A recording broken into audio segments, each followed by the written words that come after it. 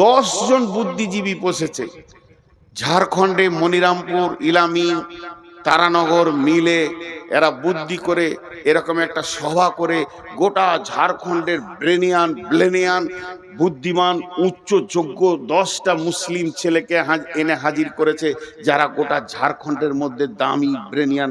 ওদেরকে একটা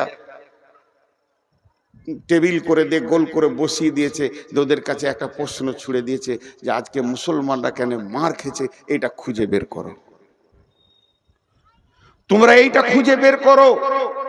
তুমি বিদেশ থেকে ইঞ্জিনিয়ারিং পড়াশোনা করে এসছো, তুমি আমেরিকা থেকে ডাক্তারি পড়াশোনা করে এসছো, তুমি না মুসলিম সন্তান, তুমি বিদেশ থেকে আন্তর্জাতিক ব্যারিস্টার হয়েছো, তুমি বিদেশ থেকে হাকিমি শিখে এসছো, তুমি বিদেশ থেকে সব থেকে বড় পণ্ডিত হয়েছো, তুমি প্রিন্সিপাল হয়েছো, তুমি প্রফেসর হয়েছো।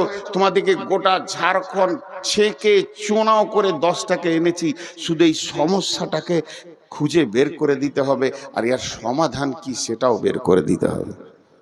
10 জন বসেছে, ওদের পাশে কেউ যাচ্ছে না। 10 ঘন্টা টাইম দেওয়া হয়েছে, পানি দেওয়া হচ্ছে, খাবার দেওয়া হচ্ছে, বের করো বের করো। এই রোগটা আগে যতক্ষণ না বের করতে পারবে ততক্ষণ পর্যন্ত এর শেফার ওষুধ খুঁজে পাওয়া যাবে না। আপনি আপনার গ্রামের ডাক্তারের কাছে যান, 50টা গুলি দিয়ে দেবে, ট্যাবলেট যেটা হোক একটা কাজে লেগে যায়। যদি পাস করা ডাক্তার কাছে যান, বুঝে সুঝে 2, 5টা 10টা লিখবে। কিন্তু ব্যাঙ্গালোরের ডাক্তার কাছে যান, ওদের কাছে মানুষ কেন যায়, ওদের কাছে মানুষ গেলেই ওষুধ লিখবে না, আগে 1 দিন 2 দিন চেক আপ করবে, খালি চেক আপ। আমি একবার গেছি, 4 দিন খালি বডি চেক আপ করছে, ওষুধ লিখছে না। ও যা আরো একদিন থাকো, আর এক দিন রহিয়ে, এই করতে করতে 4 দিন 5 দিন পর গোটা বডিটা খুঁজে বার করে আমার রোগ বার করে তারপরে প্রেসক্রিপশন লিখলো। এটা হচ্ছে ওদের বুদ্ধি। তা এদেরকে বলছি যে সারা বিশ্বের মুসলমান, এই ফিলিস্তিনের মুসলমান, এই ভারতবর্ষের মুসলমান, মায়ানমারের মুসলমান, বাংলাদেশের মুসলমান, পাকিস্তানের মুসলমান, চীনের উইঘুরের মুসলমান, সুদানের মুসলমান, আজকে কোন জায়গায় নিরাপত্তা নেই। ঘটেছে কি? এদের মধ্যে যার যেমন ব্রেন ছিল সে সেরকম বলল। সবগুলোই আতরের বোতল, কিন্তু সেন্ট এক হবে না, বোতল খুলবেন আলাদা আলাদা সেন্ট, সবই ভালো। যাদের যা বুদ্ধি ছিল বলা হয়ে গেল। কেউ বলছে এটা আরএসএস এর চাল, কেউ বলছে বিজেপির চাল, কেউ বলছে না এটা তৃণমূলের চাল। এই বলতে বলতে সবাই বলে দিল। শেষকালে বাকি থাকলো কে? বাকি থাকলো আমাদের একজন বড় গণ্যমান্য ব্যক্তি আনা হয়েছে, তার বাড়ি ধরেলেন সৌদি, মদিনা ভার্সিটি প্রিন্সিপাল। ওকে বলা হচ্ছে আপনি এবার বলেন। উনি শুরু করলেন, বিসমিল্লাহির রহমানির রহিম, কুল ইন কানা আবাউকুম ওয়া আবনাউকুম ওয়া ইখওয়ানুকুম ওয়া আজওয়াজুকুম ওয়া আশীরাতুকুম ওয়া আমওয়ালুন ইকতারাফতুমুহা ওয়া তিজারাতুন তাখশাউনা কাসাদাহা ওয়া মাসাকিনু তারদাউনাহা আহাব্বা ইলাইকুম মিনাল্লাহি ওয়া রাসূলিহি ওয়া জিহাদিন ফি সাবিলিহি ফাতারাব্বাসু হাত্তা ইয়াতিয়াল্লাহু বিআমরিহি ওয়াল্লাহু লা ইয়াহদিল কওমাল ফাসিকিন। উনি ফয়সালা দিয়েছেন। ফয়সালাটা কি? যতগুলো মানুষ বসে আছেন মনে মনে একটা দাঁড়ি নিয়েছেন, তারাজু মনে রাখেন, দাড়িটা হাতে নিতে হবে না, দিয়ে হাত দিয়ে দাড়িটা ধরেন। আমি যেমন মনে মনে করতে বলছি এরকম করেন, দাড়িটা হাত দিয়ে ধরেন। দাড়ির 2টা পাল্লা আছে, একদিকে ডান দিকে একটা আছে, বাম দিকে একটা আছে। ডান দিককার পাল্লাটা মুছেলেন, বাম দিককার পাল্লাটা মুছেলেন। যে বাম দিককার পাল্লায় 8টা জিনিসকে চাপান, 8টা মাল, 1 2 করে 8টা। আমি বলে যাচ্ছি, চাপান আপনারা মনে মনে। বিসমিল্লাহির রহমানির রহিম, آباؤكم وأبناؤكم وإخوانكم وأزواجكم وعشيرتكم وأموال اقترفتموها وتجارة تخشون كسادها ومساكن ترضونها। তোমার বাপের মহব্বত, তোমার সন্তানের মহব্বত, তোমার ভাইয়ের মহব্বত, তোমার বিবির মহব্বত, তোমার বন্ধুর মহব্বত, সঞ্চিত মাল ব্যাংক ব্যালেন্স যেটা জমা করেছো সেই মালটার মহব্বত, চাকরি বাকরি ব্যবসা বাণিজ্যের মহব্বত, আর 8 নম্বরে যে ঘরটা তুমি অট্টালিকাটা বানিয়েছো এই ঘরটার মহব্বত। টোটাল 8টা মালকে বাম পাল্লায় চাপিয়ে দাও, বাম পাল্লায় রেখে দাও। এবার ডান পাল্লাটা যে তোমার ফাঁকা আছে ওখানে 3 জনকে চাপাও। আহাব্বা ইলাইকুম মিনাল্লাহি ওয়া রাসূলিহি ওয়া জিহাদিন ফি সাবিলিহি। একটা আল্লাহর মহব্বত আর একটা রাসূলের মহব্বত, আর আল্লাহ দ্বীনকে আগে বাড়াতে হবে এ ব্যাপারের মহব্বতটা ওখানেই চাপাও। যে 3টে জিনিস, একদিকে থাকলো 8টা, একদিকে থাকলো 3টি, বাম দিকে থাকলো 8টা, ডান দিকে থাকলো 3টি। আল্লাহ বলছেন তোর মনের দাড়িটা এবার ওপর দিকে তোল, তুলে তুই নিজে তাকিয়ে দেখ কাঁটার দিকে। তার মানে তোর অন্তরটা 3টের মহব্বত বেশি না 8টার মহব্বত বেশি? যদি 3টের মহব্বত হয় তাহলে তুই ইমানদার, যদি 8টার মহব্বত বেশি হয়, তুলনামূলক 3টের মহব্বত যদি কম হয়ে যায় তা আল্লাহ বলছেন তুই ফাসেক হয়ে গেলি। শুনেলে ফাতারাব্বাসু ফাতারাব্বাসু ফাতারাব্বাসু হাত্তা ইয়াতিয়াল্লাহু বিআমরিহি।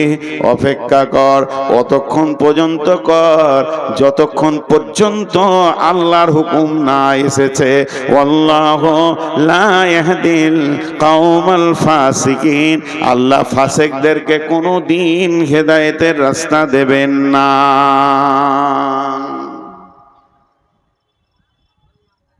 পানি খাবেন নাকি? আর খায়? মনে মনে রাগ করছে। একটা কথা বলি, ইলামি তারানগর এই এলাকা আর ইসলামপুর এলাকা, এটাকে আমি জালসার জায়গা মনে হয় না, নিজের এলাকা মনে হয়। এখানে যেগুলো মুলবি রয়েছে ছোট ছোট, আমরা যখন পড়ি তখন ওরা ছোট ছেলে, কাউকে চিনতে পারছি কাউকে পারছি না। কেউ ফের গাল দিয়ে দিচ্ছে পেছন থেকে, কত অহংকার বে। কিন্তু আমি অনেক টেনশনে আছি, আল্লাহর কাছে দোয়া করে উঠেছি যে আজকে আল্লাহ বায়ান করাবে কিনা। তার মানে আমার টেনশনটা আপনাদেরকে বলে দিই, আপনারা দোয়া করবেন। আমার ফ্যামিলিতে 2 জনকে ভোটার থেকে বাতিল করে দিয়েছে, হাইকোর্ট যেতে হবে। এটা হাসির কথা নাই। এখন তো শুয়ে শুয়ে হাইকোর্টের সঙ্গে যোগাযোগ করছিলাম, কলকাতায় 3-4 জায়গায় ফোন করলাম। খুব টেনশন। এই কথাগুলো আপনাদের কাছে আসবে সেই বিষয় ধরেছি। তো আমরা 8টা জিনিসের মহব্বত এত বেশি করি, আমাদের কাছে 3টে জিনিসের মহব্বত নেই। খালি মুখে আছে আল্লাহকে ভালোবাসো না, বাসি। ওকে যদি জিজ্ঞেস করা হয় আল্লাহকে ভালোবাসেন, বলে হ্যাঁ বাসি।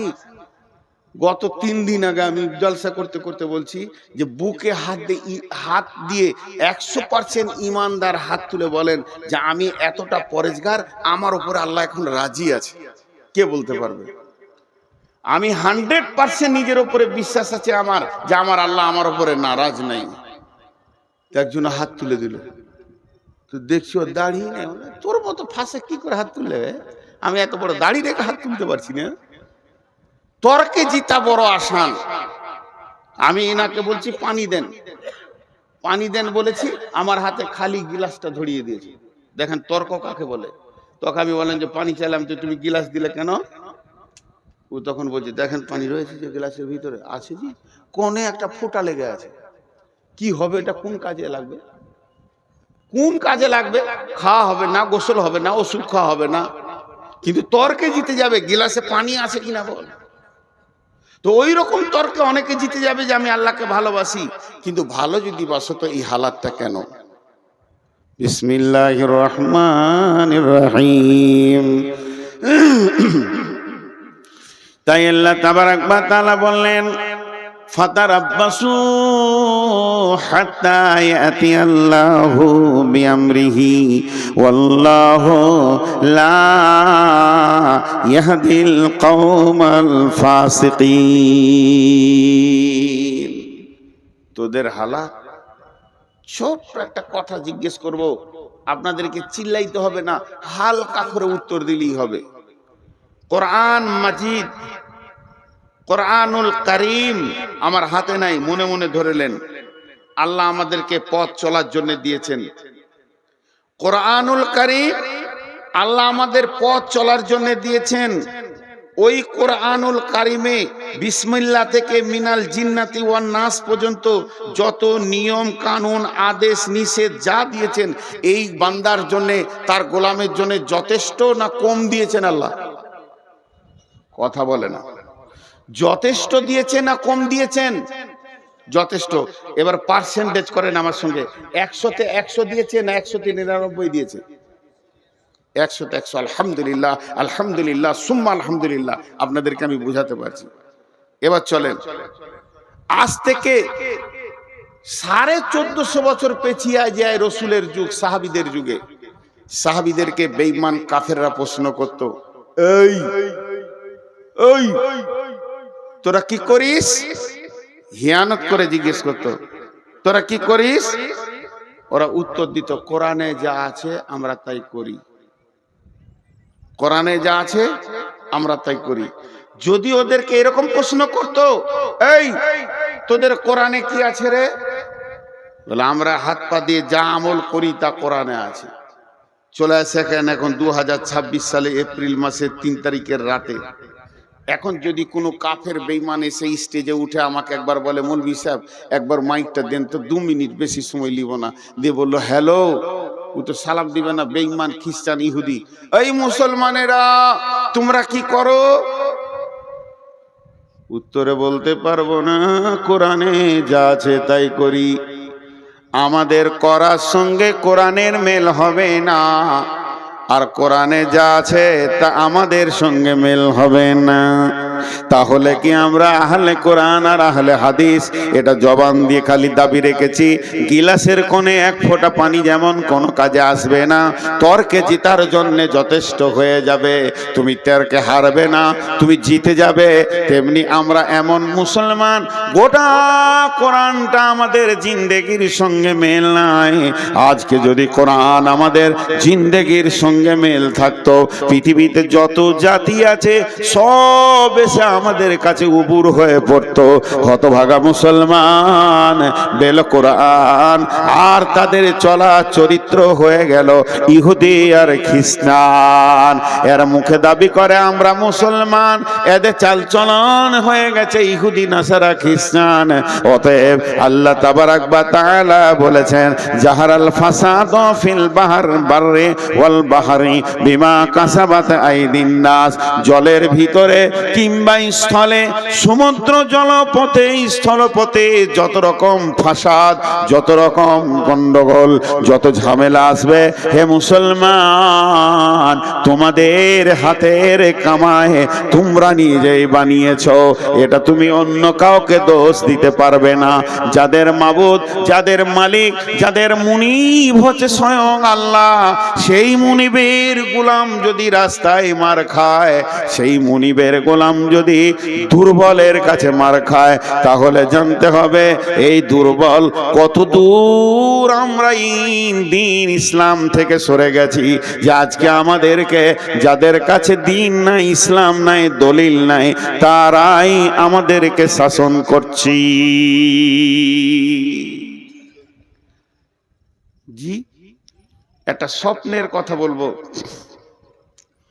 বিশ্বনবী ফজরের নামাজ পড়ে মুক্তাদিদের দিকে ঘুরে বসে জিকির আজকার করতেন। কোন দিন বলতেন, কেউ স্বপ্ন দেখেছো? স্বপ্ন দেখেছো তো বলো, স্বপ্নের মানেটা আমি করব। কোন দিন নবীজি নিজে স্বপ্ন দেখতেন, দিয়ে বলতেন আমি এই এই জিনিস রাত্রিতে দেখলাম। কোন দিন আবার সাহাবীরা স্বপ্ন দেখলে মসজিদে সালাম ফিরা হয়ে গেলে উঠে দাঁড়িয়ে বলতেন, ইয়া রাসূলুল্লাহ, আজকে রাত্রিতে আমি ঘুমে একটা বড় স্বপ্ন দেখেছি, স্বপ্নটা আপনাকে বলছি, এই স্বপ্নটা তর্জমাটা করে দেন। অনেকক্ষণ থেকে ডিস্টার্ব করছে। এইটা হতো। বিশ্বনবী ফজরের সালাতে সালাম ফিরলেন আর মুক্তাদিদের দিকে মুখ করে বসেছেন। এমন সময় একজন সাহাবী উঠে দাঁড়ালেন আর বললেন, ইয়া রাসূলুল্লাহ, ইয়া হাবিবাল্লাহ, দয়ার নবী গো, আজকে রাত্রিতে আমি স্বপ্ন দেখলাম, আমি স্বপ্নটা আপনাকে বলছি, স্বপ্নের মানেটা আপনি আমাকে বুঝিয়ে দেন। সাহাবীটা যখন কাছে আসতে লাগলো, বাকি সাহাবীরা ঘেরে বসে গেলেন। হযরতে আবু বকর নবীজির পাশে বসলেন, মুক্তাদিদের দিকে মুখ করে ওই লোক বলতে শুরু করলেন, ইয়া রাসূলুল্লাহ, আমি স্বপ্নের ভিতরে দেখছি একটা বিরাট কালো মেঘ, ঘন মেঘ আমার মাথার ওপরে, মনে হচ্ছে যেন এখনই বৃষ্টি শুরু হবে। কিন্তু দেখলাম ঠিক কিছুক্ষণ পরে বৃষ্টি শুরু হয়ে গেল। আর বৃষ্টির যখন পড়তে লাগলো, বড় আশ্চর্যের বিষয়, পানির বৃষ্টি হয়নি, দুধের বৃষ্টি নয়, শরাবের বৃষ্টি নয়, দয়ার নবী, মধু বর্ষণ হচ্ছে। জিন আর ইনসান সেই মধুকে খাওয়ার জন্য ভিড় লাগিয়েছে। কেউ পেট ভরে খেয়েছে, কেউ সামান্য খেয়েছে, কেউ এক দু ঘুট খেয়েছে, কেউ আবার খেলো না, দয়ার নবী। তারপরে পরে দেখলাম ওই বৃষ্টির ভিতর দিয়ে একটা লম্বা রশি ঝুলছে। একটা লোক রশি ধরে ওপর দিকে চলে গেল, দ্বিতীয় নম্বর লোকটা চলে গেল, তৃতীয় নম্বর লোকটা যখন চড়তে গেল, দড়িটা কেটে গেল, ছিঁড়ে গেল, পড়ে গেল। কিন্তু লোকটি বড় মজবুত ছিল, গিঁড়া লাগিয়ে আবার উঠে চলে গেল দড়ি ধরে। নবীজি গো, আমার ঘুম ভেঙে গেল। আবু বকর বসে আছেন রসুলের পাশে। তা আবু বকর কি করছে, যে স্বপ্ন দেখেছে ওর মুখের দিকে একবার দেখছে, রসুলের মুখের দিকে একবার দেখছে, আবার ওর দিকে দেখছে, আবার এদিকে দেখছে। আল্লাহ নবী বলছে, আবু বকর তুমি কেন এমন করছো? বলছে, হুজুর, ও স্বপ্নে কি দেখেছে এই মানেটা আমি করে দিতে পারবো, আমি আজকের স্বপ্নের মানেটা বলে দিতে পারবো, কিন্তু আপনি যদি পারমিশন দেন, ভুল হলে তো আপনি আছেন। নবীজি বলেন, আবু বকর তুমি বলো। মুসলমান কান করে শুনেন। আবু বকর বলছেন, ভাই, প্রথম নম্বরে তুমি দেখেছো কালো মেঘ, ওটা মেঘ নয়, দিন ইসলামের সুশীতল ছায়া। দুই নম্বরে দেখেছো ওই মেঘের মধু বর্ষণ হচ্ছে, ওটা মধু নয় রে বন্ধু, আল্লাহর কালাম পাক নাজিল হচ্ছে, কোরআন। তিন নম্বরে দেখেছো জিন ইনসান সেই মধু খেতে এসেছে, কেউ পেট ভরে খেলো, কেউ সামান্য খেলো, কেউ এক ঘুট দু ঘুট খেলো, কেউ খেলো না।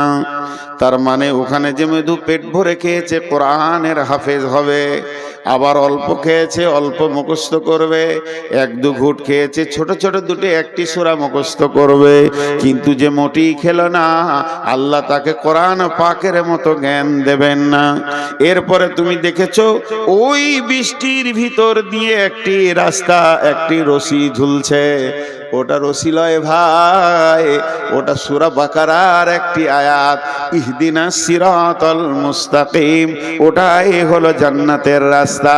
তুমি একজনকে দেখেছো চলে গেল, তীরে কেউ নয়, তিনি হলেন নবী মুহাম্মদুর রাসূলুল্লাহ সাল্লাল্লাহু আলাইহি ওয়াসাল্লাম, ওই রাস্তায় চলে গেলেন। তারপরে আরেকজনকে দেখেছো, সেটা আমি আবু বকর চলে গেলাম। তারপরে তিন নম্বরের লোকটা রশি ধরতে গেল, কেটে গেল, ওটা হলে হযরতে উমর, ওকে শহীদ করা হবে, ও উঠে চলে গেল। তোমার ঘুম ভেঙে গেল, এটা হলো ইসলামের সুশীতল ছায়া। কোনো একদিন একদিন এদেশের মাটিতে কালেমার পতাকা উড়বে, তৌহিদের পতাকা উঠবে। সেদিন মুসলমান দুঃখ বেদনা ভুলে হাসিতে দুলবে, হাসি আর খুশিতে দুলবে। রবে না ব্যভিচার, রবে না অন্যায় অবিচার, থাকবে না জুলুম অত্যাচার, সকলে শান্তিতে বাস করবে। কোনো একদিন এদেশের মাটিতে কালেমার পতাকা উড়বে। হে মুসলমান, আমরা উহুদের প্রান্তে দাঁড়িয়ে আছি, আমরা বদরের প্রান্তে দাঁড়িয়েছি। কখন শুরু হয়ে যেতে পারে। এখন ভারতবর্ষের মুসলমান উহুদ বদর খন্দকের ময়দানে দাঁড়িয়ে আছে। যে কোনো সময় যে কোনো জায়গায় শহীদের ডাক এসে যেতে পারে। তো এ হলো ইসলাম। কিন্তু ইসলাম ওয়ালারা আজকে শান্তিতে নাই। ছোট্ট একটা বিচার আপনাদের কাছে নিব, আপনারা বিচার করবেন আর আমি শুনবো, কারণ আমি আপনাদের কাছে বিচার নিতে এসেছি। দেখেন, আমি প্রথমেই বলেছি সুগারের রুগী, মাঝে মাঝে মাপ চাবো, মাঝে মাঝে ধুমকাবো।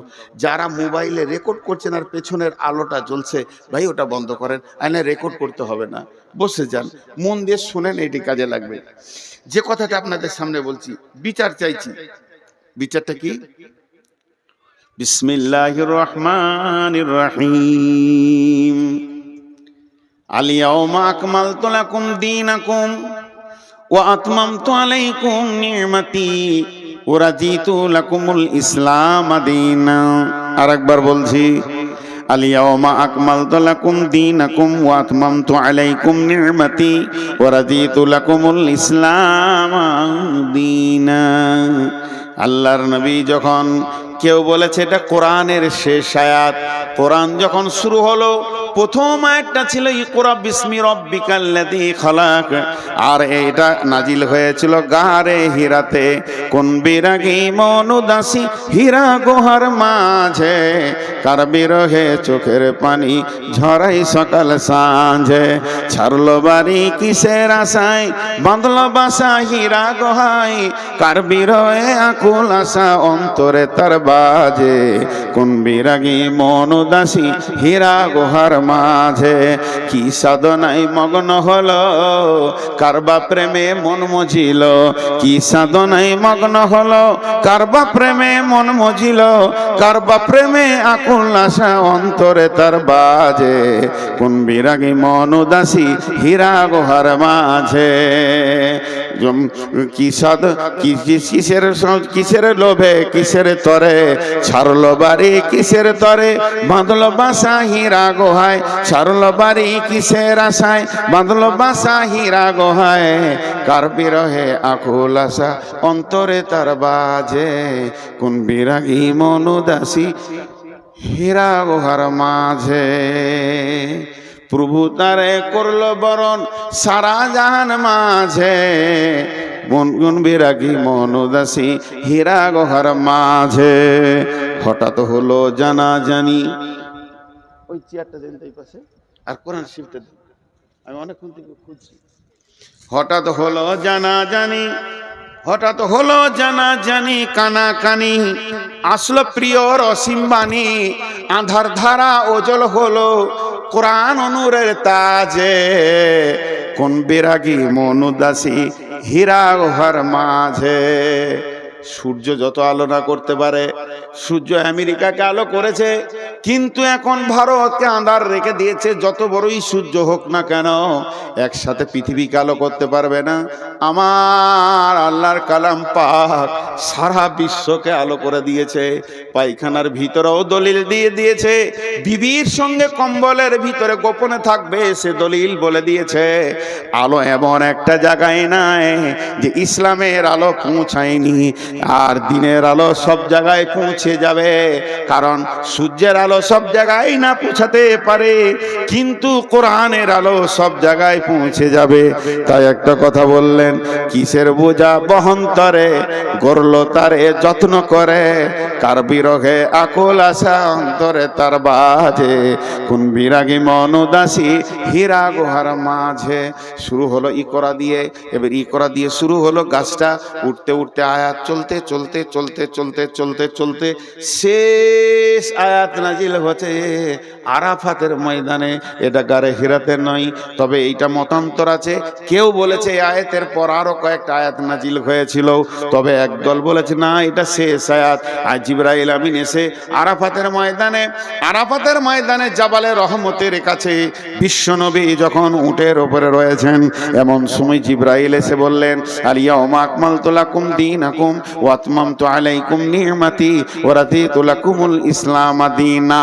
এমন একটা দিন, আজকে দিনটা এমন একটা দিন, আরাফাতের দিন, আজকে বিশ্ব মানবকে মাফ করার দিন, আজকে হজের আরাফাতের দিন। হে আমার সাহাবীরা শুনে নাও, আজকে কোরআনকে কমপ্লিট করে দেয়া হলো। আল্লাহ বলছেন আমি দিনকে কমপ্লিট করে দিলাম, আমার যে নিয়ামতটা তোদেরকে দেওয়ার কথা ছিল পরিপূর্ণ দিয়ে দিলাম, এবং আমি দিন ইসলামের উপরে রাজি হয়ে গেলাম। আয়াতটা নাজিল হচ্ছে, আবু বকর কাঁদছেন, উমর টেনশন করছেন। আবু বকরকে প্রশ্ন করলো জাহান্নামের কথা নাই, কবরের কথা নাই, আযাবের কথা নাই, পুলসিরাতের কথা নাই। আয়াতটাতে কি আছে? আজকের দিনে তোমাদের দিনকে পরিপূর্ণ করে দেয়া হলো। আল্লাহ তার যে নিয়ামতটা দেওয়ার কথা পরিপূর্ণ দিয়ে দিল, কমপ্লিট করে দিল। আর আল্লাহ এই ইসলামের উপরে রাজি হয়ে গেল। রাজিতু লাকুমুল ইসলামের দীনা, আমি রাজি হয়ে গেলাম। কানলেন কেন? আবু বকরকে বলছে আবু বকর তুমি কাঁদছো কেন? আবু বকর বলছে বুঝতে পারছো না এই আয়াতটা কি বলছে? আয়াতটা বলছে দিন কমপ্লিট হয়ে গেল, এর মানে হচ্ছে নবীজি আর থাকবেন না, দুনিয়া থেকে চলে যাবেন। আমি ওই জন্য কাঁদছি, যে কাজে উনি এসেছিলেন ওই কাজটা কমপ্লিট হয়ে গেছে, আর থাকবে? ওর তো শেষ, এবার রিটার্ন হবে, চলে যাবে, এই জন্য কাঁদছি। উমর বলছেন উমর তুমি আয়াত থেকে কি পেলে? উমর উত্তর দিল যেদিন কোনো কাজ শুরু হয় প্রতিদিন কাজটা ওজন বাড়ে। যখন কোনো কাজ শুরু হয়, শুনেলেন একটা গ্রিল, এই ফাঁকটা একটা গ্রিল বানাবো, একটা মসজিদে একটা গ্রিল বানাবেন। যেদিন গ্রিলের অ্যাঙ্গেল দিতে শুরু করলো ওর ওজন বাড়তে লাগলো। একটা করে অ্যাঙ্গেল মারবে, ঝাল দেবে, একটু করে ওজন বাড়বে, একটা করে অ্যাঙ্গেল দিবে, ঝাল দেবে, ওর ওজন বাড়বে, বাড়তে বাড়তে বাড়তে বাড়তে যেদিন কমপ্লিট হয়ে যাবে সেই দিন থেকে ওজন কমতে থাকবে, জং ধরবে, ছেড়ে যাবে, আর সেই ওজনটা থাকবে না। তা বিশ্বনবী আজকে কমপ্লিট করে দিলেন দিন। এই দিনটা যে অবস্থায় নবীজি ছেড়ে চলে যাচ্ছেন, উম্মতরা ওই অবস্থায় রাখতে পারবে না। ছটা ছাড়তে ছাড়তে ছাড়তে ছাড়তে সামান্য ওদের কাছে দিন থাকবে, এতেই নিজেকে মুসলমান ভাববে। অথচ কত আমল, কত ইমান, কত আকীদা সব মুসলমানের কাছ থেকে চলে যাবে। এই গ্রিলে জং ধরতে ধরতে সামান্য দুটি অ্যাঙ্গেলে গিয়ে টিকবে, মুসলমান আসল দিনকে আর রাখতে পারবে না। বলেন, আমি আপনাদের কাছে ছোট্ট করে আবদার করে ছোট ভাইয়ের মতো জিজ্ঞেস করছি, আমাদের মুসলিমদের একটা বিয়ে বাড়িতে দিন আছে, একটা মরা ঘরে দিন আছে, একটা ছেলে জন্ম নিল সেখানে পরিপূর্ণ দিন আছে, না কোনো অনুষ্ঠানে পরিপূর্ণ দিন আছে, না নিজের মাথা থেকে পা পর্যন্ত দিন আছে? দিন সব জায়গায় যেন ছেড়ে চলে গেছে, তারপরেও ভাবছে আমি মুসলমান। জি, তারপরেও ভাবছে আমি মুসলমান। কেউ 5 ওয়াক্তে নামাজে জানে শান্তি পেছে না, সে রাতে উঠে হু হু করে আল্লাহর কাছে কাঁদছে তাহাজ্জুদে। আবার কেউ 5 ওয়াক্ত নামাজ পড়ে মনে করছে আমার মতো মুসলমান কে আছে। কেউ আবার শুধু জুমাটা পড়ে মনে করছে যে আমি ইসলামে টিকে আছি। তাহলে ইসলামটা কেমন এখন খুঁজে পাওয়া মুশকিল হয়ে যাচ্ছে। আবার কেউ শুধু জানাজা পড়ে আর দুটো ঈদের নামাজ পড়ে, সে মনে করে আমার মতো ইসলামওয়ালা কেউ নাই, আমি তো ইসলামে আছি। তাহলে ইসলাম কমপ্লিট কোনটা, কে কম করছে কে বেশি করছে? ইসলামের পরিপূর্ণতেই আমরা দাঁড়িয়ে নাই, আমাদের কাছে ইসলাম নাই। অন্য জাতিকে দোষ দেবেন না, হিন্দুকে দোষ দেবেন না, খ্রিস্টানকে দোষ দেবেন না, ইহুদিকে দোষ দেবেন না, নাসারাকে দোষ দেবেন না, কোন বিজেপিকে দোষ দেবেন না, দোষ দিয়েন না বজরংকে, কোন বজরংয়ের দোষ নাই, না আরএসএস এর দোষ আছে, না শিবসেনার দোষ আছে। ইস ঘর মে আগ লাগি है घर ही की चिराग से, इस घर में आग लगी है घर ही की चिराग से। আপনাদের কাছে বিচার চাইতে গিয়ে আমি একটা লম্বা আয়াত করে তর্জমা করে দিলাম। এখন আমি বিচার প্রার্থী, আপনারা জজ, বিচার করে দেন। বচনে বচনে বিটি হারাইল কেথা, ভেরলের যুদ্ধতে গেল শিয়ালের মাথা, মা বিটিতে ঝগড়া করে বটি পড়ল নাকে, তিনজনের মধ্যে দোষ দিব কাকে? করে দেন বিচার। আমার আপনারা জ্ঞানী মানুষ বসে আছে। হাজি ভাই, রাস্তায় একটা সাইকেল যেছে আর একটা লোক হেঁটে যেছে, যদি অ্যাক্সিডেন্ট হয়ে যায় কাকে মারবেন? বলে না? হ্যাঁ, সব কটা জজ বসে আছে। হালাকে যে হাঁটছিল ওরই দোষ, কিন্তু যার সাইকেল আছে মার, ওকে চোখ মুজে মার। আর সাইকেলের সাথে যদি মোটর সাইকেলে লাগে, বাস, সব কটা জজ বসে আছে, সব কটা। আইনে আগে বিশেষজ্ঞ, LLB করে চলে এসছে যে ওর গাড়ি বড়, ওকে পিট। আর মোটর সাইকেলে যদি মারুতিতে লাগে, আর মারুতির সাথে যদি ডাম্পারে লাগে, বলেন বলেন, শেষ কথাটা জোরে বলবেন। মারুতির সাথে যদি ডাম্পারে লাগে, বলেন কাকে মারবেন? বুকে বল নিয়ে বলেন। ডাম্পারের সাথে যদি ট্রেনের লাগে, কেন? হ্যাঁ, ঘুরিয়ে ফের ডাম্পারওয়ালা কি মারবে? ওই ওর লাইনে গেলি কেন? ট্রেন একটা কথা বলবে, দোষ মুক্ত হয়ে যাবে। ট্রেন একটা কথা বলবে, দোষ মুক্ত হয়ে যাবে। কি? আমি আমার লাইনে আছি, তুই এলি কেন? আমি আমার লাইনে আছি। তা আমি তিনটে আপনাদের কাছে কেস দিয়েছি। কেসটা বুঝতে পেরেছেন? দার্শনিকের কবিতা। বচনে বচনে বিটি হারাইল কেথা, ভেরলের যুদ্ধতে গেল শিয়ালের মাথা, মা বিটিতে ঝগড়া করে বটি পড়ল নাকে, তিনজনের মধ্যে দোষ দিব কাকে? আল্লাহ তাবারাক ওয়া তাআলার রাসূল বলতেন, তারাকতু ফিকুম আমরাইন লান তাদিল্লুহুমা তামাসসাকতাম বিহিমা কিতাবাল্লাহি ওয়া সুন্নতি রাসূলি। ওরে আমার উম্মত রে, তোর বাড়ির দরজা থেকে জান্নাতুল ফেরদাউস পর্যন্ত আমি দুটো রেল লাইনের পাতি দিয়ে দিলাম, আর তোদেরকে ধরে ওখানে চড়িয়ে দিলাম। খবরদার লাইনচ্যুত হবি না। ধীরে ধীরে ধীরে ধীরে একদিন জান্নাতুল ফেরদাউসের চৌকাটা তুই পার হয়ে যাবি, তুই জান্নাতি হয়ে যাবি। উম্মত মধ্য রাস্তায় দেখে নিল আর নবী নাই, রাস্তা ছেড়ে দিয়ে অন্য রাস্তায় চলে গেল। আল্লাহ তাবারাক ওয়া তাআলা সূরা নামে বললেন, ফাত্তাবিউহু ওয়ালা তাত্তাবিউ সুবুলা, ফাত্তাবিউহু ওয়ালা তাত্তাবিউ সুবুলা। নবীর দেওয়া রাস্তায় তোমরা চলতে থাকো, অন্য রাস্তায় চলবে না। যদি অন্য রাস্তায় চলে যাও, ফাতাফাররাকা বিকুম আন সাবিলি, তাহলে আমার কাছ থেকে তুমি বহু দূরে সরে যাবে, তুমি আমাকে ডেকেও পাবে না, এত দূর সরে যাবে। যালিকুম ওয়াসাকুম বিহি লাআল্লাকুম তাআকিলুন। আমি স্বয়ং আল্লাহ তোদেরকে ওসিয়ত করছি, যদি তোদের বিবেক থাকে তো তোরা বুঝবি। রাস্তা দিয়েছে আমাদেরকে। এবার আমার সঙ্গে অঙ্কটা বলেন, তারপরে বিচারটা শোনাবো। এটা 100তে কত? 100তে 100। তাহলে আমাদের সাথে কত পার্সেন্টেজ মেল খাবে? আপনারা যেমন আমিও তেমন। আপনাদের মধ্যে আমরা ভাই ভাই। আমি চেয়ারে বসেছি, এটা মাশওয়ারা সাপেক্ষ। কথা বলতে গেলে একটু উঁচু জায়গায় বসলে সবাই দেখতে পাবে, এই জন্য বসেছি। আমার জ্ঞান বেশি বলে চেয়ারে বসি নাই। আমার থেকে আরো উপরে বসে বাঁদর, তাহলে সে হাই স্কুলের হেডমাস্টার হয়ে যেত। তো আমাকে বাঁদরই ধরেন, কিন্তু আমি একটা কথা বলছি, আল্লাহ এটা 100তে 100 দিয়েছে আমাদের চলার জন্য, রাস্তা চলার জন্য। কিন্তু আমরা কতটা মানছি বলেন? কতটা মিলবে আমাদের সাথে? 5%, 2%? জি 2% মেনে নিলাম, 5% তর্কের জন্য। তাহলে 95 একে অ্যাভয়েড করে চলছি। এবার বিশ্বে মুসলিম যতগুলো আছে ওটাকে 100% ধরেন। অত্যাচার চলছে কতগুলোর উপরে? 5%-এর উপরে। আল্লাহর বড় দয়া, উচিত ছিল আল্লাহর গজব 95%-এর উপরে চলা। তার দিন কি সরে গেছে, কিন্তু আল্লাহ দয়া রেখেছে। আল্লাহ দয়া রেখেছে।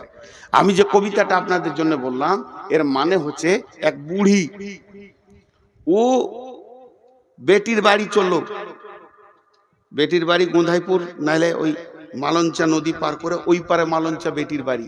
তো 1,03,000 টাকা একটা ছেঁড়া ক্যাঁথাতে বেঁধেছে, দিয়ে দড়ি দিয়ে বেঁধে লেছে, এমনি করে বগলে নিয়ে চললো। চড়ে তো জানে না যে ছেঁড়া কাঁথায় কি টাকা আছে। তো ও যখন থেকে বাড়ি থেকে বের হয়েছে, ওর মুখটা বন্ধ নেই, ভেড় ভেড় ভেড় ভেড় ভেড় ভেড় একটা কথা খালি বলছে, যা হবে হোক গা, কাঁথাটা যেন না হারাই, যা হবে হোক গা, কাঁথাটা না হারাই, যা হবে হোক গা, কাঁথা। লায়ে উঠছে, তখনও বলছে আমার যা হবে হোক গা, কাঁথা যেন না হারাই। মার্কা মারা ডাকাত ওখানেই ছিল, ক্যাঁথা নিয়ে মেরে দিলে দৌড়। 10 টাকার বিচার করেন। চোরের না বুড়ি? বুড়ি। ভেড়লের যুদ্ধতে গেল শিয়ালের মাথা। ষাঁড় ভেড়া যদি একবার দুজনেতে লড়াই লেগে যায়, তো 1 সপ্তাহ 15 দিন পর্যন্ত লড়াই চলে। একটা ভেড়ার দলে যদি 2টো ষাঁড় ভেড়া থাকে, আর যদি সমান গায়ে বল হয়, ওরা ওকে তাকাবে তাকাবে, এ রাগ ওদের মাস পর্যন্ত মিটে না। খটাস খটাস, তা 2টা ভেড়া লড়ে গেছে, আর ওদের রাগ মিটছে না। সন্ধ্যা থেকে ওরা যুদ্ধ করেই গেছে, ফাঁকা মাঠে যুদ্ধ করেই গেছে।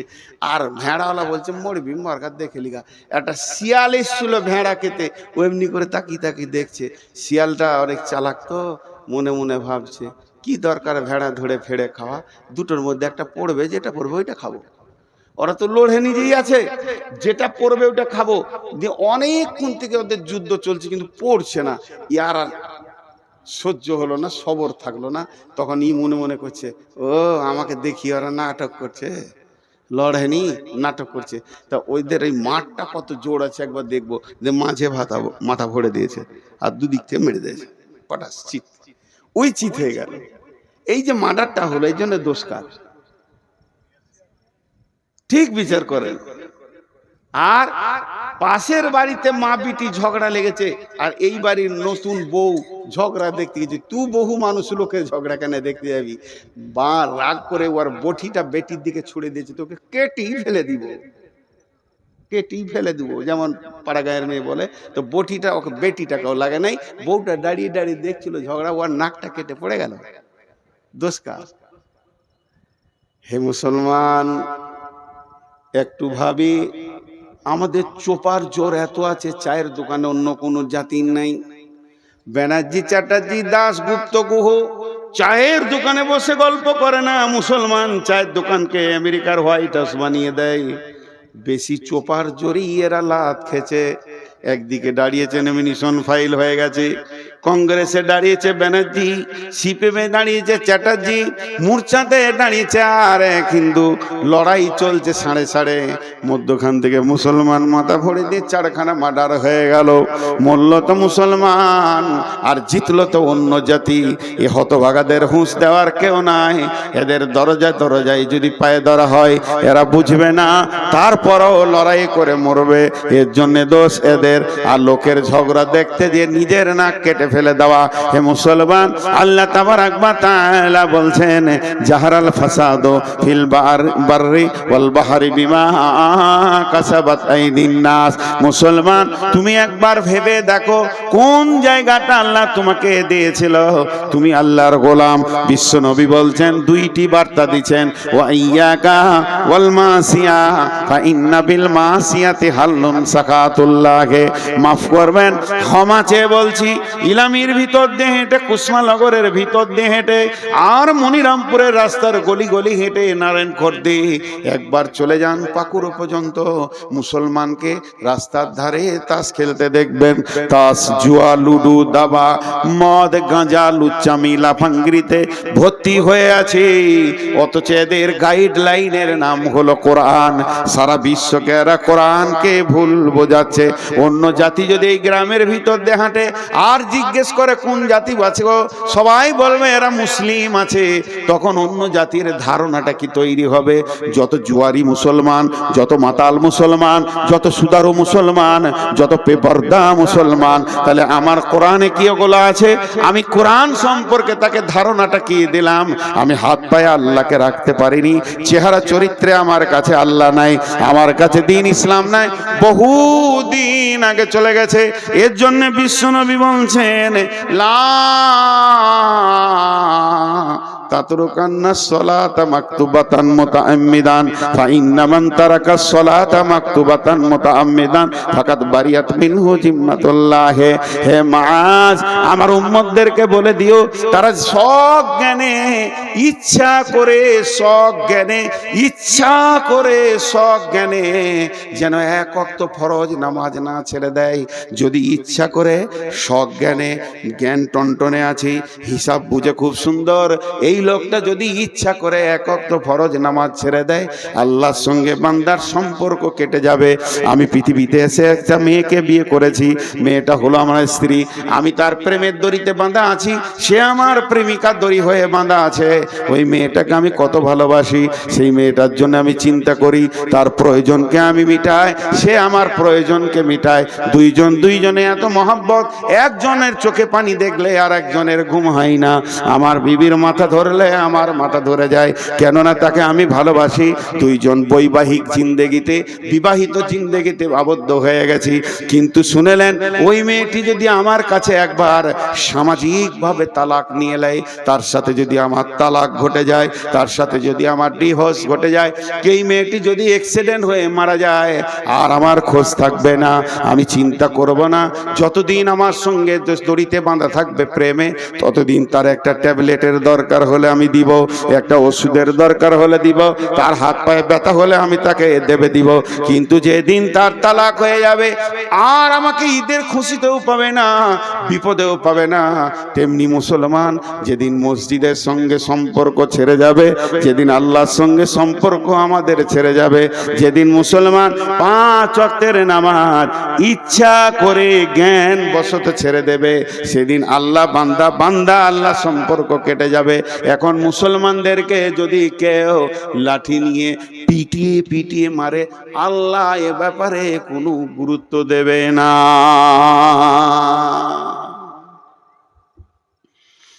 আমরা মাবুদকে ছেড়ে দিয়েছি অনেক আগে, মাবুদ আমাদেরকে ছাড়েনি। এত জুলুম অত্যাচার চলছে, তাও বেনামাজির ভিড়। এটা খারাপ কথা বলবো, ওইটা ছাড়া আর আমার কাছে উদাহরণ কিছু নাই। আপনাদেরকে খারাপ লাগবে, তাও শুনতে হবে। এই জালসা করতে গিয়ে বহু লোক ডাকে আমার বাড়িতে চলেন, আমি যাই না। বহু লোক বলে 1 কাপ চা খান, আমি খাই না। লোকে ভাবে অহংকার, ওইটা লয়, ওটার ভেজাল আছে। খুব শক্ত ওইটা খাওয়া। 1 কাপ চায়ের কত দাম জানেন? 5 টাকা না, কোটি টাকা দিয়েও মিটানো যাবে না। আমি যদি কারো কাছে 1 কাপ চা খেয়ে নিয়েছি, তাহলে বিপদ করে দিয়েছি। হঠাৎ একদিন বর্ধমান গেছি কোনো কাজে, প্রতিদিন যদি এত গলা করে লোক দেখি, আমার মনে থাকবে? আপনারা বলেন মনে থাকবে? ও এসে হ্যাঁ করে সালাম সালাম আলাইকুম করে, মুসলমান, ওয়ালাইকুম সালাম। চিনতে পারছেন? আচ্ছা, চিনা যাবে। তাহলে তখন শুকনো ঢোক বলছি, কত চিনবো রে বাবা, গোটা পশ্চিমবঙ্গ, আসাম, ঝাড়খণ্ড, বিহার, কোথা বাড়ি গো? মনে ওই যে আমি চা খাইলাম, চায়ের গুষ্টি বেশি তোর সালা। 1 কাপ চায়ের যে কি বাঁশ আছে আমি জানি, তোর চা আর খাবো না জীবনে। ওই চাও বমি করিয়ে ছাড়বে 17 বার দেখা হলে। এই যে চা খাইয়েছিলাম, পরিচিত আর কিছু খুঁজে পাই না। তো এই মনিরামপুরের একটা লোক আমাকে পাকুড় থেকে এনেছে, বাইকে করে পাকুড়ে তুলে দিয়েছে, আর 1 কাপ চা খাইয়েছে। ওর দাবি কত, যে ও শালাকে যেখানেই পাবো ওইটা বলবই আমি। আর আমি যে কি পাপ করেছিলাম ওইটা করে ওর গাড়িতে চেপে আর চাটা খেয়ে, আমার জীবনে আমার বাপ কেন এই পাপ থেকে বাঁচানো শিখাইনি। তো এবার ও বলবে, আমার একটা কথা এখানে, এটা আমি উদাহরণ দিচ্ছি আপনাদেরকে, উদাহরণ, আমার প্রত্যেকটা উদাহরণের ভিতরে গুরুত্ব আছে, শুনবেন। এই লোকটা বাইদি বাই কোনো কাজে আমার গ্রাম গেছে, ওর একটা ছেলেকে আমার মাদ্রাসায় ভর্তি করতে গিয়েছে। তো মনে মনে সারা ট্রেনে যেছে আর ভাবছে, রে নূর মোহাম্মদের সাথে দেখা হবে রে, চা খাইছি, গাড়ি করে লেগেছি, ও এবার আমাকে মুসাফা করবে, কত ভালোবাসবে, নূর মোহাম্মদের সাথে দেখা হবে। ঠিক আছে, মাদ্রাসায় ছেলে ভর্তি করে জুমা মসজিদে জোহরের নামাজ পড়তে গেছে, আমিও নামাজ পড়তে গেছি। ও এসে আসসালামু আলাইকুম, প্রতিদিন তত লোক দেখছি, চিনতে পারলাম না। আমি চিনতে পারলাম না, এটা একবার বলছি, আর 100 বার বলছি, আমি চিনে ইচ্ছা করে পালিয়ে গেলাম। নিজের বাড়ি মনিরামপুর, এই লোক আমাকে 1 কাপ চা খাইয়েছে, আমি এমনি করে বেড়ে মেরে বাড়ি চলে গেলাম। আমার সঙ্গে কথা বলবো না আমি? এর মনটা কি বলবে? আমি এইটা খালি জিজ্ঞেস করছি, এই লোকটার মন কি বলবে? রে বেঈমান, তুই বলবি তোর জলসা আমি আর শুনবো? তোকে তো বুঝেলি নু, তোর গায়ে এসে তোর আসল চরিত্র খুলে গেল। ও কাউকে বলতে পারবে না, কিন্তু ওর ভিতরে ঘুরপাক খাবে, খাবে না? আর আমি ওকে পাল্টা বলছি, একবার শুনে খারাপ লাগবে, তোর 1 কাপ চা এত কুঁতকুঁতানি কেন?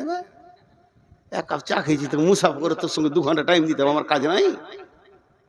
বেশ করেছিলি, খাইয়েছিলি, তোকে তো আমি জোর করে বলিনি যে খাওয়া, আসেন খান করে ছেলে ভর্তি করে ঘর যা, ফাজলামো করিস না আমার সঙ্গে। আমার দাবিটা ঠিক আছে? এটাও ভুল, এটাও ভুল। এই যে একটা জিনিস আপনাদেরকে দেখালাম, কিন্তু আরেকটা কথা, কোরআনের আয়াত এখানে আমি ভরবো এটার ভিতরে। বিসমিল্লাহির রহমানির রহিম। ইয়া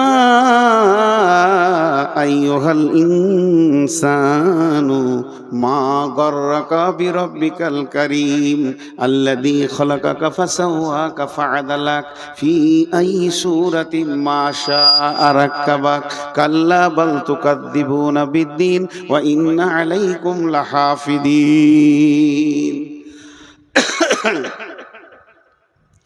মেয়েদের একটা ভুল ধারণা আছে, মেয়েদের একটা ভুল ধারণা আছে। আল্লাহ রস্তে বলছি, আয়াত কটা তর্জমা শুনেন দিয়ে আজকের মতো শেষ করে দিব। মেয়েদের একটা ভুল ধারণা আছে, 3 বার বললাম। কি ভুল ধারণা? বাপের সঙ্গে বেটির একটা ভালো সম্পর্ক থাকে, বাপ বেটি একটা মহব্বত আলাদা, আর মায়ের সঙ্গে বেটার আবার মহব্বত বেশি থাকে। কেন? বিবিকে যদি বলা হয় যে চা গরম করে দাও, তো 1 কাপ চা খায়, খাও গা, তোমার কোনো কথা নাই, খালি ঘুরবে ফিরবে, চা করো তো আমি পারবো না, ও দোকানে খেয়ে লাগা। বেটি বলবে বাপকে, আব্বা বসেন আমি করি। বেটি বাপের ব্যথা বুঝে, আর বেটা মায়ের ব্যথা বুঝে। বেটা সিয়ানা হয়ে গেলে মা আর ওর স্বামীকে কিছু বলবে না, খালি বেটাকে ডেকে পিস পিস করে বলবে, বেটা এটা লিয়া, এটা লিয়া, কাজে সেরে নিলে বেটাকে লিয়া। এটা মহব্বত হয়। মা বেটার মহব্বত চলতে চলতে চলতে চলতে বেটার বিয়ে হয়ে গেল। বিয়ে হয়ে গেল, তখন এবার বহু বলছে এইটা আনো ওইটা আনো, বেটা দৌড়ছে, মাকে তো না করেনি। তখন মেয়েরা একটা কথা বলে, ওই বহুটা এলো গে বোন, পাড়াতে গিয়ে বলবে, এ গে বহিন, বহুটা আমার বেটাকে কিনে নিলে। এটা ভুল ধারণা, এটা ভুল ধারণা। ও স্ত্রী ও স্বামী ধরবে, এটা ঠিক। এতগুলো কথা বললাম, এবার কোরআনের আয়াতে যাচ্ছি। আল্লাহ আমাকে আপনাকে কি দিয়েছে এটা আগে দেখেন। মাথায় যে মগজটা আছে, এটা পৃথিবীর কোনো বিজ্ঞানী বানাতে পারবে না। তবে বড় বড় বৈজ্ঞানিকেরা বলেছে, সেন্সার দিয়ে যদি কম্পিউটার দিয়ে একটা মাথা বানানো যায়, ও কথা বলবে, সবকিছু শুনবে, তো মাথাটা তাল গাছের থেকেও বড় হয়ে যাবে। আর 1500 কোটি টাকা খরচা হবে ওই মাথাটা, তারপরও আল্লাহর দেওয়া যে মগজ এত সুন্দর হবে না।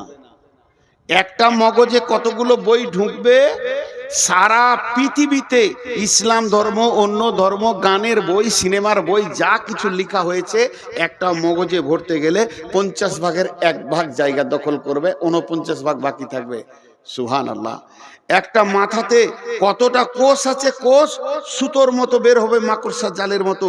তো পশ্চিমবঙ্গকে 15টা পাক দেওয়া হবে একটা মগজে যা আছে। আল্লাহ কত দিয়েছেন, সুবহানাল্লাহি বিহামদিহি। শুধু তাই নয়, জিভে 1.5 লক্ষ কোষ আছে, 1.5 লক্ষ স্বাদকে গ্রহণ করবে। দুটো চোখে 25,000 করে 50,000 ক্যামেরা বসানো আছে, যা দিয়ে আমরা পৃথিবীকে দেখছি। দুটো কানে ক্যামেরা, এই মাইক্রোফোন আছে 30,000 15,000 করে। আর প্রতিদিন মানুষকে আল্লাহ, প্রতিদিন সকালে, যতগুলো লোক বসেছেন কাল সকালে পেয়ে যাবেন, প্রতিদিন সকালে আল্লাহ 33 থেকে 40 লক্ষ টাকা দেয়। প্রতিদিন দেয়, অস্বীকার করতে পারবেন না। একজন বিজ্ঞানী বলেছে আল্লাহ যে অক্সিজেনটা আমাদেরকে দিচ্ছে, যেটা প্রতিদিন আল্লাহর অক্সিজেনকে পুড়িয়ে কার্বন ডাই অক্সাইড বানিয়ে দিচ্ছি, এটা যদি কিনে ব্যবহার করতে হতো 40 লক্ষ টাকা লাগতো, কিন্তু এত সুন্দর অক্সিজেন পাওয়া যেত না। প্রতিদিন মিটাই আল্লাহ। সূর্য একটা পরমাণু বোমের কত মূল্য? পৃথিবীকে 10 বছর বসে খাওয়ানো হবে। এইরকম সেকেন্ডে 1.5 লক্ষ পরমাণু ফাটছে। সূর্যর মুখে ভিতরে কত ফাটছে জানি না, তবেই সে আলোটা আজ পৃথিবীকে দিচ্ছে। এটা আল্লাহ প্রতিদিনের খরচা। আল্লাহর সংসারের খরচাটা যদি লিখা যায় তা শেষ করা যাবে না। আপনার ঘরে 10টা লোক 4 কোটি টাকা প্রতিদিন আল্লাহ দিচ্ছে, এটা আল্লাহর খরচ। যে আল্লাহ এবার কি বলছে, বিসমিল্লাহির রহমানির রহিম, ইয়া আইয়ুহাল ইনসানু মা গররাকা বিরব্বিকাল কারীম। হে মানুষের দল, তোদের কি হয়ে গেল রে? তোদেরকে কে ডুবিয়ে দিল রে? তোর প্রেমিক আল্লাহর কাছ থেকে তোদেরকে কে সরিয়ে দিল রে? কে তোদের পেছনে লেগেছিল? কে তোদেরকে সরিয়ে দিল তোর আল্লাহর কাছ থেকে? রব্বিকাল কারীম, সেই আল্লাহ কেমন আল্লাহ? আল্লাযী খালাকাকা ফাসাওয়া কাফাদালাক ফি আই সূরাতিম মা শাআ রাক্কাবাক। আমার আল্লাহ তোদেরকে স্তর বাই স্তর, স্তর বাই স্তর বানিয়েছে। কলিজাটা এখানে দিয়েছে, ফ্যাফসাটা এখানে দিয়েছে, লাঞ্চটা এখানে দিয়েছে, লিভারটা এখানে দিয়েছে, গোল ব্লাডারটা এখানে দিয়েছে। নিচে গেলে চাপে ফেটে যাবে, হালকা জিনিসগুলো এখানে, আবার হাড় দিয়ে প্রোটেকশন করে দিয়েছে। তোর পচন মাল নাড়ি ভুঁড়িটা নিচে দিয়েছে। যদি নাড়ি ভুঁড়ির নিচে কলিজাটা দিত, কেমন করে তুই বেঁচে থাকতিস বল? তোর ভিতরটা আল্লাহ নিজের হাত দিয়ে স্তর বাই স্তর সাজিয়েছে। ফি আইয়ি সূরাতিম মা শাআ রাক্কাবাক। তোর সুন্দর চেহারাটা, চামড়াটা শুধু কভার করে চাপিয়ে দেয়নি, এই চামড়ার উপরে এখানটাতে ভুরু দিয়েছে, চোখ দিয়েছে, চোখের পাতা দিয়েছে, চোখের পাতা দিয়েছে ময়লা যেন না ঢুকে, ওয়াইপিং করার জন্যে। শুধু তাই নয়, চোখের তারা দিয়েছে, তারার ভিতরে মণি দিয়েছে। 25 লোকের 50,000 ক্যামেরা দিয়ে পৃথিবী দেখাচ্ছে। এত খরচা যে আল্লাহ তোর পেছনে করছে। একবার তুই ভাব, নূর মোহাম্মদকে 1 কাপ চা খাওয়ানোর পর তোকে একবার কথা বলেনি, তোর ঘরের ভিতরটা ঘুরপাক ঘুরপাক ঘুরপাক করছে। তাইলে আল্লাহ তোকে প্রতিদিন খরচা দেয়, আর এত বড় বডি দিয়েছে, তারপরও আল্লাহ তোকে ডাকছে, হাইয়া আলাস সালাহ, হাইয়া আলাল ফালাহ। তখন তুই চায়ের দোকানে বিড়িটা ধরিয়ে দিলি, মসজিদে গেলি না। আল্লাহর দিলটা কেমন হচ্ছে একবার বল। এত দিয়েও এত দিয়েও এত দিয়েও তোকে পেছি না রে। আমি কি করেছিলাম তোদের বল? আমি কোন অপরাধ করেছি? এত দিয়েও প্রতিদিন দিছি, তারপরও তোদেরকে পেছি না। তবে শুনেলে কাল্লা বাল তুকাদ্দিবুনা বিদ্দিন। তোরা কেন এমন করছিস জানিস? তোদের একটাই রোগ, কিয়ামতটাকে তোরা মাথা থেকে উড়িয়ে দিয়েছিস, ডিলিট হয়ে গেছে। ওইটা যদি তোদের মনে থাকতো, এটা করতে পারতিস না, আমি পাকড়াও করতাম। তবে তুই ভুলে যা, তোর বাপ ভুলে যাক, তোর গোষ্ঠী ভুলে যাক, তোর বংশ ভুলে যাক, তোর বন্ধু বান্ধব সব আমাকে ভুলে যা, কিন্তু আমি ভুলিনি। তোর মতো বেঈমানের পেছনে ওয়া ইন্না আলাইকুম লাহাফিদিন, আমি 2টে ফেরেশতা রেখে দিয়েছি সিবিআই এর মতো, কিরামান কাতিবিন, তারা সম্মানীয় লিখক। তোর দিলে তিলে তিলে তিলে তিলে তিলে রাতের অন্ধকারে গোপনে লেপের ভিতরে, পায়খানার ভিতরে, আর ভুট্টা ভুঁয়ে, ধানের ভুঁয়ে তুই লুকে গিয়ে চুরি করছিস, জেনা করছিস, মদ খেছিস, সব যেন লিপিবদ্ধ হচ্ছে। ইয়ালামুনা মা তাফালুন ইন্নাল আবরারা লাফি নাঈম। যার ভালো হবে জান্নাতে চলে যাবি, ওই ইন্নাল ফুজ্জারা লাফি জাহিম, জাহান্নামে চলে যাবি। আমি কিন্তু তোকে শুধু একা ছেড়ে দিইনি, তোর পেছনে সিআইডি দিয়ে ছেড়েছি। কি হলো তোদের? এত দেওয়ার পর কেন আমার ঘরে তোরা আসিস না? তাই আল্লাহ বললেন, ফাতারাব্বাসু হাত্তা ইয়াতিয়াল্লাহু বিআমরিহি ওয়াল্লাহু লা ইয়াহদিল কাওমাল ফাসিকিন। এই কটা সব ইউটিউবার বসে আছে, একটা যদি বাজে ছবি পায় বদদুয়া করে দেবো, বংশ শুধু পোকা মরে যাবে। হ্যাঁ, পাকা দাড়ি গো, সোনের মতো সাদা হয়ে গেছে। রুজবে না কোনো বেটি ছেলে যদি আমাকে দেখে, তো রুজবে না যে বুড়াকে বিয়ে করবো রে। আমার জালসার পেছনে দুদিকে দুটা ইয়ং মেয়ে দিয়েছে, অশালীন কাপড় পরা, এই ইউটিউবাররা ছবিতে দিয়েছে। এগুলো সহ্য হবে রে ভাই? সহ্য হবে? ওটা না দিলে কি তোর ভিউ বাড়তো না, না লোক শুনতো না? নূর মোহাম্মদের বাইন শোনার জন্য হাজার আছে, দিবে না। এখন একটা কথা বলছি, একটা উদাহরণ দিয়েছি সাপের, তো বেদের ছবি দিয়েছে। তোর বাপ বেদে ছিল রে কুত্তা, বেদের ছবি দিয়ে দিয়েছে। তো আজকে আপনাদেরকে একটা উদাহরণ দিচ্ছি, হে মুসলমান। এবার এতক্ষণ যা বক্তব্য রাখলাম, এই বক্তব্যটা টোটাল একটা শব্দ হবে সমস্যা। বক্তব্যটা কি ছিল? সমস্যা। আমরা এই করছি, ওই করছি, আল্লাহ থেকে সরে গেছি, রসুল থেকে সরে গেছি। জি, আল্লাহ থেকে সরে গেছি, রসুল থেকে সরে গেছি। আচ্ছা, SIR চলছে আমাদের দেশে, খালি নামের একটু ভুল, হস্য ছিল দীর্ঘ হয়ে গেছে, বলছে চলবে না, ডিলিট। ও ভারতের নাগরিক লয়, এটা মানুষ করছে। হাজি আজকে ফুল দাড়ি কেচেছে, বেল করে নিয়েছে, তারপরে ও বলছে আমার নাম হলো, আমি নবী মোহাম্মদের উম্মত। ওরা কপালে ঝাঁটা দিতে হয় কি হয় না? হিসাব মিলছে। কুল ইন কুনতুম তুহিব্বুনাল্লাহ ফাত্তাবিউনি ইউহিব্বুকুমুল্লাহ। আল্লাহকে ভালোবেসে কোলানো যাবে না, আল্লাহর হাবিবকে ভালোবাসো। হাবিবের চেহারাই নিয়ে এসো। কেউ আনছে না, খালি চেঁচে নামিয়ে দিতে। হাজি ভাই, আমাদের বর্ধমানে একটা মেয়েদের কথা আছে, বেটি ভাঙে ঘোড়া, ঘরে থাকে ভরা। ঘোড়া মানে কাঁসার ঘোড়া। বেটি পানি আনতে গেছিল, কোল থেকে পড়ে গিয়ে পাথরে পড়ে ঘোড়া ভেঙে গেল। তো ওটা ঘরে চুপ করে মা বলছে যে আচ্ছা ভেঙে গেছে, থেকে থেকে থেকে থাক, তোর আব্বা আসবে বলবো ওটা পাকুড়ে দিয়ে চেঞ্জ করে ভালো ঘোড়া নিয়ে চলে আসবে। চুপচাপ ওটাকে ঢেকে দিলে, চকির তলায় দিয়ে ঢেকে দিলে। বেটি ভেঙেছে ঘোড়া, ঘরে আছে ভরা। আর বহু ভেঙেছে সরা। সরা মানে বুঝেন তো? উচ্চ বাংলায় সরা বলা হয় মাটির ঘোড়া আছে না, আরে বলেন মাটির ঘোড়া আছে না, ওটাকে উচ্চ বাংলায় সরা বলা হয়। বহু ভেঙেছে সরা, তো হয় পাড়া পাড়া। খালি শাশুড়ির লোককে বলছে বহুটা ভালো লাগে, হাঁড়ি টুড়ি ভেঙে কিছু রাখছে না, লোককে বলে বেড়াচ্ছে। বউ আর বেটিকে পার্থক্য করেছে। আজকে ঝাড়খণ্ডে বলছে গরু খেতে পাবি না, তো বিজেপি আমাদের বিরুদ্ধে লেগে গেছে। এবার আমার প্রশ্ন, বিজেপি আমাদের বিরুদ্ধে লেগেছে, RSS লেগেছে, বলছি ঠিক আছে, কথাটা বাঁয়ে জমা দেন। কোন রাজনৈতিক দল আপনাকে মসজিদ থেকে বের করেছে? উত্তর দেন। কোন রাজনৈতিক দল আপনার ইয়ং মেয়েটাকে বেপরদা রাখতে বলেছে? উত্তর দেন। কোন রাজনৈতিক দল আপনার গালের দাড়িটা চেঁচে তেল করে দিয়েছে, বেল করে দিয়েছে? কোন রাজনৈতিক দল?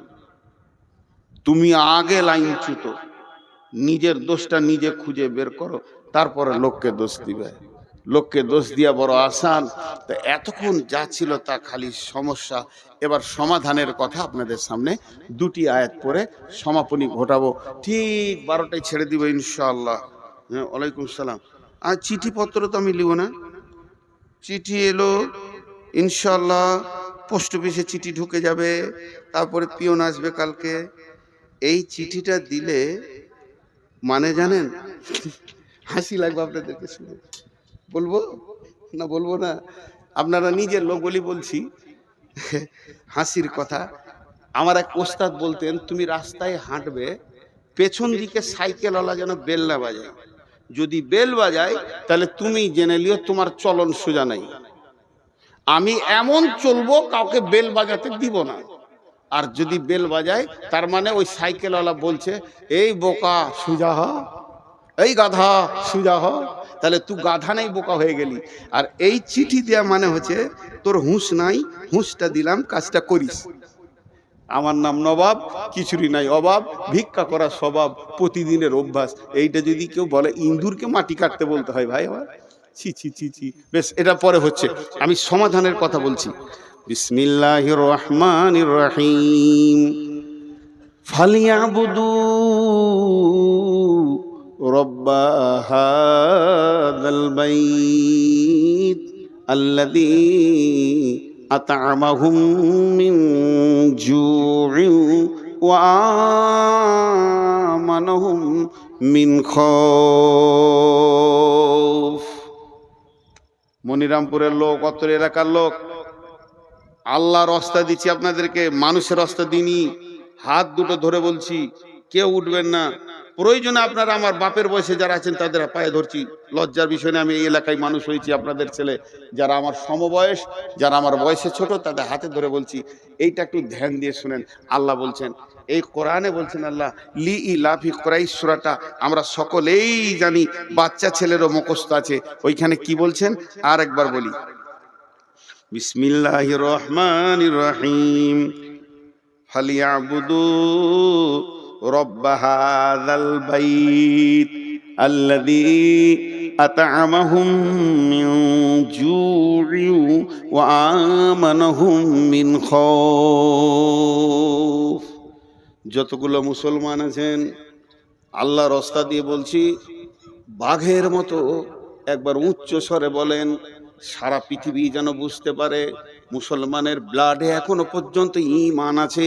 এরা কোরআনকে হৃদয় দিয়ে ভালোবাসে।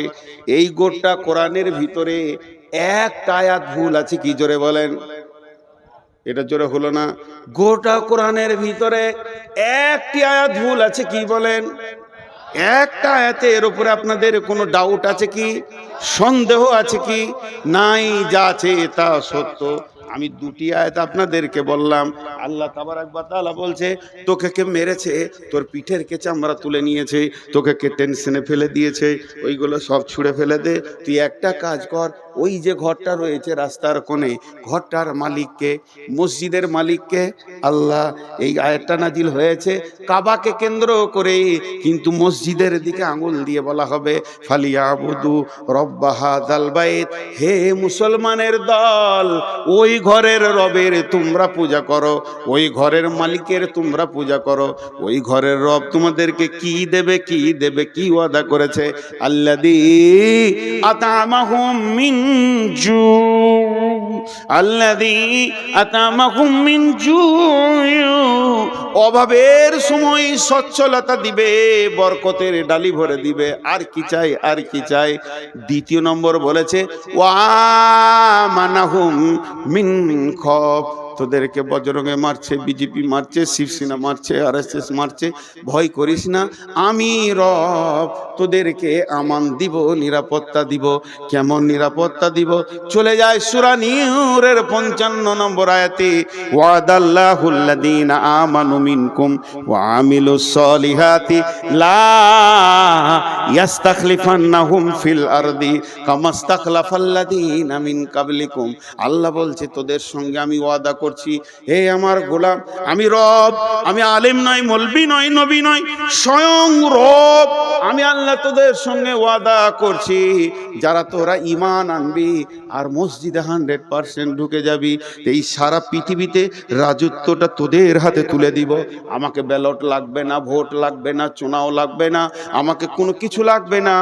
রাত্রিতে শুবি, বেঈমানের হাতে ভারত আছে, সকালে উঠবি ঈমানদারের হাতে চলে গেছে। আমার আল্লাহকে বেশি সময় লাগে না। বাহরাইনের সম্রাট ছিল বেঈমান, রসুলের জানের দুশমন। একটি সাহাবীর চরিত্রে গোটা দেশটা রসুলের হাতে তুলে দিল। আল্লাহ তাবারাক ওয়া তাআলা বলছে, তোরা যখন কামেল ঈমানদার হবি, ওই নরেন্দ্র মোদী বেঈমান হালাতে রাতে শুবে, ফজরে উঠে নিজেই কালেমা পড়ে আশহাদু আল্লা ইলাহা ইল্লাল্লাহু ওয়া আশহাদু আন্না মুহাম্মাদান আবদুহু ওয়া রাসূলুহু। ওকে কালেমা দিতে, অমিত শাহকে কালেমা দিতে, আদিত্যনাথ যোগীকে কালেমা দিতে আমাকে 1 মিনিট টাইম লাগবে না।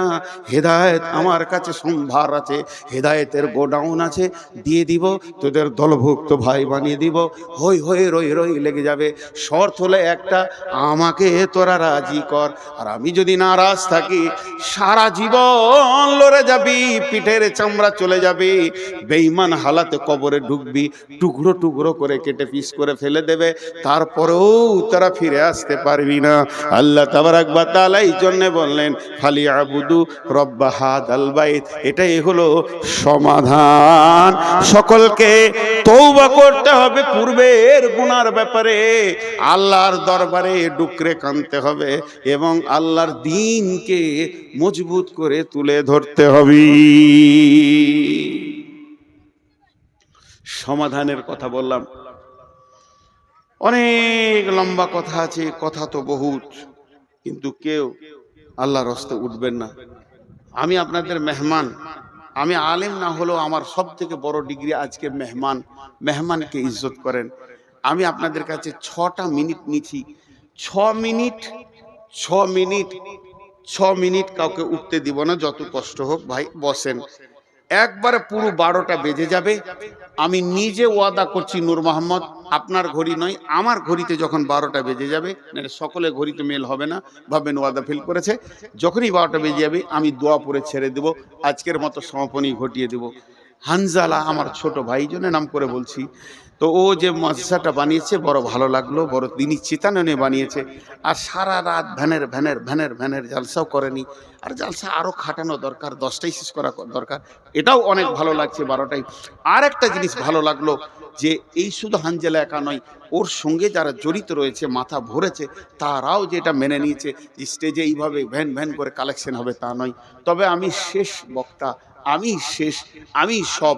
তাই আমি মাত্র 5টা মিনিট আপনাদের সঙ্গে আলাপ করছি। 6 মিনিটটা 5 মিনিট হয়ে গেল। প্রতি মিনিট আমি বলে দেব, দোয়া পড়িয়ে দেব। কেউ আল্লাহর গোলাম আছেন 5,000 10,000 একটা মোটা রকম দেনেওয়ালা? কেউ আছেন আল্লাহর গোলাম? ওই তোমাদের চাদর আছে, বড় চাদর, বড় চাদর এখানে একটা বিছিয়ে দাও, এই ঘেরাটার ভিতরে যতজন আছে পয়সা ফেলে চলে যাবে ইনশাআল্লাহ, আশা করি। জি ভাই, কেউ আছেন 2000 5000 দেনেওয়ালা? জি, 2000 5000 দেনেওয়ালা কেউ আছেন? এইখানটায় বিছিয়ে দাও। এই যে চাদরটা বিছাচ্ছি, যতগুলো লোক আছেন হাত দুটা ধরে বলছি, হৃদয়ের ভিতর থেকে মহব্বত করে টাকাটাই চাদরে ফেলে যাবেন সবাই। সবাই এই কোণাতে দেন, ওইদিকে ক্যামেরা আছে, এই কোণায় দেন। জি ভাই, আর কেউ আছেন? 5000, মাশাআল্লাহ। নাম বলা দরকার নেই। মাগো উসি সে দেতে হে খুশি সে, ওই দিকে আছে দেখো। মাগো উসি সে जो देते हैं खुशी से, মাশাআল্লাহ। ওই বিছিয়ে দেন, দুটা হয়ে যাবে ইনশাআল্লাহ। ওখানে বিছিয়ে দেন। কেউ আল্লাহর গোলাম আছেন 2-5 হাজার দেনেওয়ালা? কিন্তু একটা কথা বলছি, কথাই কথাই অনেক কথা আসবে। এখন উঠিয়েন না, এখন উঠলে যে মজলিসটা ভেঙে যাবে ভাই। একবার আমি দোয়া পড়বো, তারপরে উঠে দেবেন। এ যারা বুঝতে পারলেন না মনে হয়। আহা হা হা।